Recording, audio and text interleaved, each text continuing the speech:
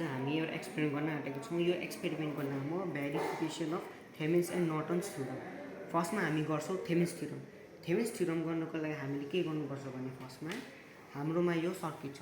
यो सर्किटमा दिएको छ हामीलाई तीनटा रेजिस्टेन्स R1, R2, R3 अनि एउटा लोड रेजिस्टेन्स छ हाम्रोमा। लोड रेजिस्टेन्स हाम्रोमा 25 ओम, 50 ओम र 100 ओमको, अनि एउटा मिली एम्पियर छ, अनि एउटा ब्याट्री या सोर्स छ कुनै। फर्स्टमा हामीले यो सोर्सलाई यहाँ जोड्नुपर्छ। फर्स्टमा हामीले सोर्सलाई जोडिन्छ।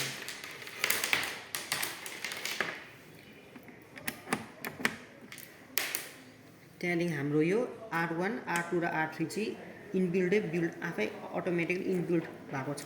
त्यहाँदेखि हामीले जोड्नुपर्छ हाम्रो मिली एम्पियरलाई। अब मिली एम्पियर जोड्नुको लागि पोजिटिभसँग जोड्यो, त्यहाँदेखि नेगेटिभसँग जोड्यो, अनि हाम्रो यो जुन लोड रेजिस्टेन्स छ यो लोड रेजिस्टेन्स हामीले यहाँ जोड्यो।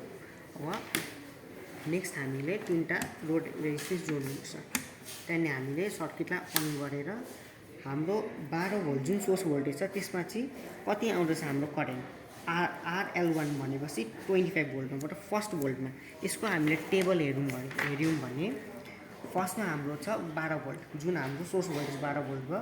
तीनटा रेजिस्टेन्स छ 500, 100 एन्ड 90, अनि हाम्रोमा तीनटा RL छ, मतलब लोड रेजिस्टेन्स छ 25, 50 र 100 ओम। त्यसरी हाम्रोमा यहाँ तीनटा लोड रेजिस्टेन्स तीनटा छ 25, 50 र 100 ओम।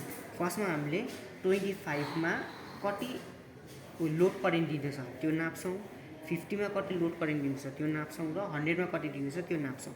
फर्स्टमा 25मा हाम्रो लोड करेन्ट दिँदैछ यहाँ 9.86 यहाँ लेख्छौँ। त्यहाँदेखि हाम्रो सेकेन्डमा 50मा कति दिनेछ भन्दाखेरि 8.92 आउँदैछ। यो जुन आउँछ लोड करेन्ट हामी यहाँ लेख्छौँ, अनि सेम पाराले 100मा पनि त्यही गर्छौँ हामी। त्यस्तो गर्दा हाम्रो जुन फर्स्ट थेमिन्स थ्योरमको सर्किट छ यो कम्प्लिट भएर हामीले तीनटा लोड रेजिस्टेन्स निकाल्यौँ। 25, 50 र 100मा हामीले लोड करेन्ट निकाल्यौँ तीनटाकै। अब सेकेन्डमा के छ भने हाम्रो सेकेन्डमा हामीले तीनटा रेजिस्टेन्स निकाल्नुपर्छ, मतलब जुन थेमिन्स रेजिस्टेन्स छ यो सर्किटको थेमिन्स सर्किटको निकाल्नुपर्छ। त्यसमा हामीलाई रेजिस्टेन्सहरू मात्रै चाहिन्छ। त्यसै कारण हामीले के गर्नुपर्छ भन्दाखेरि जुन हाम्रो भोल्टेज सोर्स छ त्यसलाई सर्ट गर्नुपर्छ।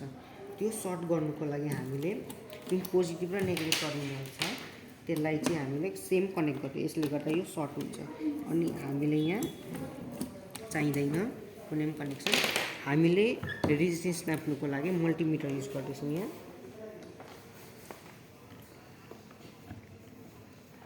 अब मल्टिमिटर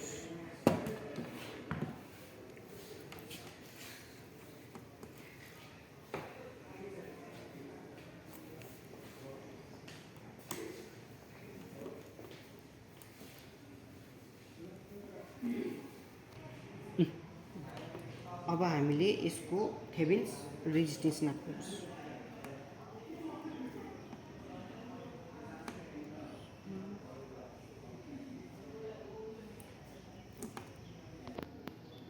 अब हामीले यसको लोड रेजिस्टेन्स नाप्दैछौँ।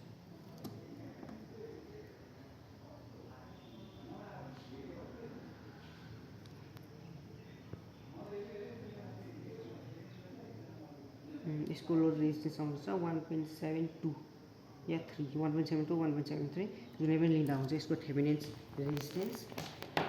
त्यो हामीले अब मेजर भ्याल्यु जुन हाम्रो थेमिन्स रेजिस्टेन्सको मेजर भ्याल्यु हामीले निकाल्यौँ। अब हामीले थर्डमा के निकाल्नुपर्छ भन्दाखेरि यसको करेन्ट, मतलब यसको चाहिँ थेमिन्स भोल्टेज कति हुन्छ। थेमिन्स थ्योरमको थेमिन्स भोल्टेज निकाल्नुको लागि हामीले सेम अघि जस्तै सोर्स दिनुपर्छ 12 भोल्ट,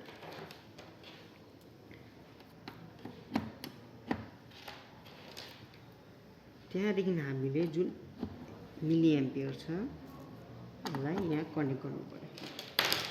जुन यो उयो छ त्यो लाइनमा कनेक्ट गर्नुपर्छ। यो सर्किट हेरेर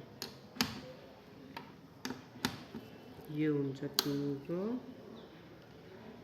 सरी यो करेन्ट हो काट्छ। मैले बाई मिस्टेकली मैले अघि करेन्ट नापेको छु। हामीले चाहिँ थेभेनिन्स भोल्टेज नाप्नु पर्ने, भोल्टेज यता आउँछ अनि हाम्रो भोल्टेज कति आउँदैछ भन्दाखेरि 1.93 समथिङ आउँदैछ, 1.93 आउँदैछ। त्यो हामीले यहाँ मेजर्ड भ्याल्युमा लेख्छौँ। यो भयो हाम्रो मेजर्ड भ्याल्यु। अब हामीले के गर्नुपर्छ भन्दाखेरि क्यालकुलेटेड भ्याल्यु निकाल्नुपर्छ। क्यालकुलेटेड भ्याल्यु निकाल्नुको लागि हाम्रोमा सर्टन फर्मुलासहरू छ। फर इक्जाम्पल थेभेनिन्स रेजिस्टेन्स निकाल्नुको लागि हामी यो फर्मुला निकाल्छौँ, यो चलाउँछौँ, जसमा R1 R2 र R3 जुन हाम्रो रेजिस्टेन्स छ त्यो लगाउनुपर्छ अनि थेभेनिन्स भोल्टेज यति आउँछ। अनि सेम थेभेनिन्स भोल्टेज निकाल्नुको लागि हामीले यो चाहिँ हाम्रो सोर्स भोल्टेज हो। सोर्स भोल्टेज र रेजिस्टेन्सले हाम्रो थेभेनिन्स भोल्टेज यति आउँछ। अनि थेभेनिन्स र यो RL1 भनेको चाहिँ लोड रेजिस्टेन्स हो। लोड रेजिस्टेन्समा हाम्रो करेन्ट कति हुन्छ त्यो पनि हामीले फर्मुला लगाएर यसरी तीनटा निकाल्छौँ। अनि जुन हाम्रो यहाँ जति हाम्रो यहाँ मेजर्ड भ्याल्यु आएको छ त्यो चाहिँ हाम्रो नियरली हाम्रो क्यालकुलेट भ्याल्युसँग मतलब नियरली सेम या नियरली बराबर आउनुपर्छ। त्यो भयो भने हाम्रो थेभेनिन्स थ्योरमको भेरिफिकेसन कम्प्लिट हुन्छ। यस्तै हामीले सेम गर्नुपर्छ नर्टनको लागि पनि। नर्टनको लागि गर्नुको लागि हामीले जसरी हामीले थेभेनिन्स थ्योरममा थेभेनिन्स सर्किट जोडेको थियौँ, नर्टन्स थ्योरममा नर्टन सर्किट पनि त्यसरी नै जोड्नुपर्छ। यसमा पनि सेम हो। हामीले पोजिटिभबाट चाहिँ तर यसमा चाहिँ 4टा रेजिस्टेन्स हुन्छ। नर्टन्स थ्योरममा चाहिँ 1 kilo ohm, 2 kilo ohm, 500 ohm र 2K ओम दुईवटा छ। 2K ओम दुईवटा प्यारललमा कनेक्ट भएको छ। यसरी नै हामीले यहाँ जुन रेजिस्टेन्स छ यो अलरेडी इनबिल्टै भएको छ यहाँ। त्यसै कारणले हामीले फर्स्टमा सोर्स लगाउँछौँ,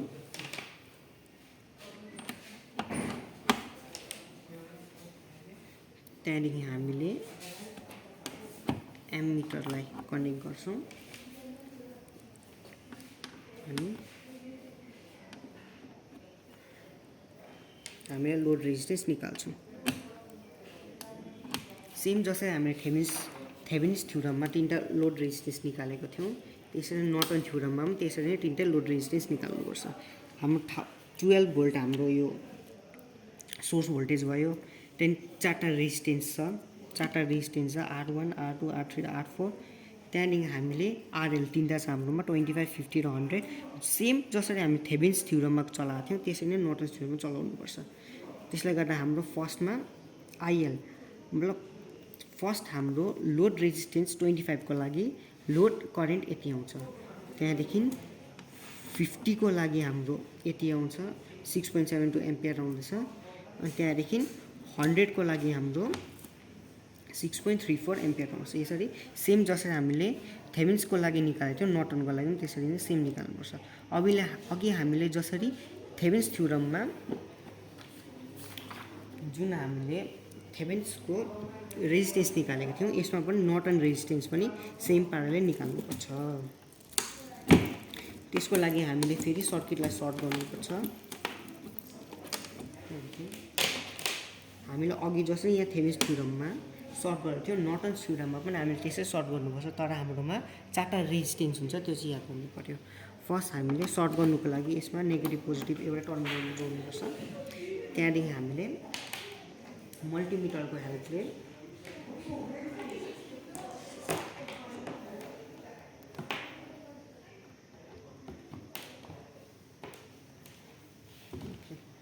अब हामीले मल्टिमिटरले हाम्रो थेभेनिन्सको निकाल्नुपर्छ, थेभेनिन्स नर्टनको रेजिस्टेन्स निकाल्नुपर्छ।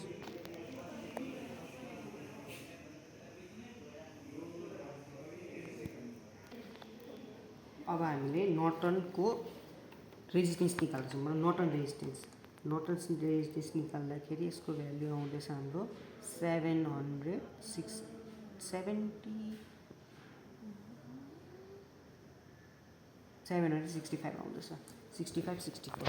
यसरी जसरी हामीले थेभेनिन्स थ्योरममा थेभेनिन्सको रेजिस्टेन्स निकालेको थियो त्यसरी नै हामीले नर्टन रेजिस्टेन्स निकाल्यौँ। त्यो चाहिँ 765 आएको छ।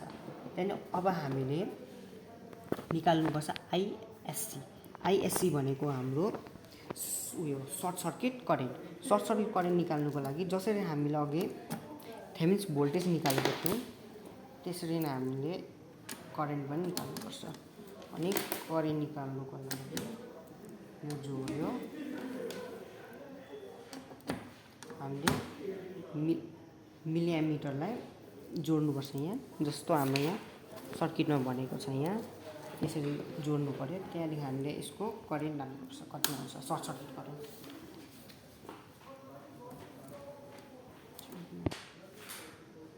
हाम्रो यो जुन छ हामीले यसमा नेगेटिभ टर्मिनल चाहिँ यहाँबाट लिनुपर्छ, किनभने हाम्रो यहाँ सर्किटमा चाहिँ रेजिस्टेन्स आर नर्मल रेजिस्टेन्स मात्रै लिनु भनेको छ। र रेजिस्टेन्स मात्रै लियो हामीले, अनि हाम्रो भ्याल्यु आउँछ 7.14 या 1415 जुन छ त्यो भयो हाम्रो सर्ट सर्किट करेन्ट। अब यो भयो हाम्रो मेजर्ड भ्याल्यु। अब यो जुन छ हाम्रो क्यालकुलेटेड भ्याल्यु निकाल्नुको लागि हामीले लगाउनुपर्छ उयो फर्मुला। जसरी नै हामीले थेभेनिन्स थ्योरममा निकाल्छ यसमा पनि सेम फर्मुलै छ। आर मतलब नर्टनको रेजिस्टेन्स निकाल्नुको लागि हामीले रेजिस्टेन्सको फर्मुला लगाउँछौँ। त्यहाँदेखि सर्ट सर्किट करेन्ट निकाल्नुको लागि यो फर्मुला लगाउँछौँ र आरएलको लागि हामीले यो फर्मुला लगाएर तिनवटा 25 को लागि 100 को लागि र 50 को लागि हामीले तिनटै निकाल्छौँ आरएलको लागि। अनि जुन हाम्रो मेजर्ड भ्याल्यु छ त्यो र क्यालकुलेटेड भ्याल्यु चाहिँ नियरली सेम आउनुपर्छ। यो सेम आयो भने हाम्रो नर्टन थ्योरम पनि सक्सेसफुल्ली भेरिफाइड हुन्छ। हाम्रो यो जुन प्र्याक्टिकल छ यसको एम हो नर्टन थ्योरम र थेभेनिन्स थ्योरमको चाहिँ भेरिफिकेसन गर्नु। Verification of Norton theorem and Thevenin's theorem त्यो हाम्रो सक्सेसफुल्ली डन हामीले सक्यौँ।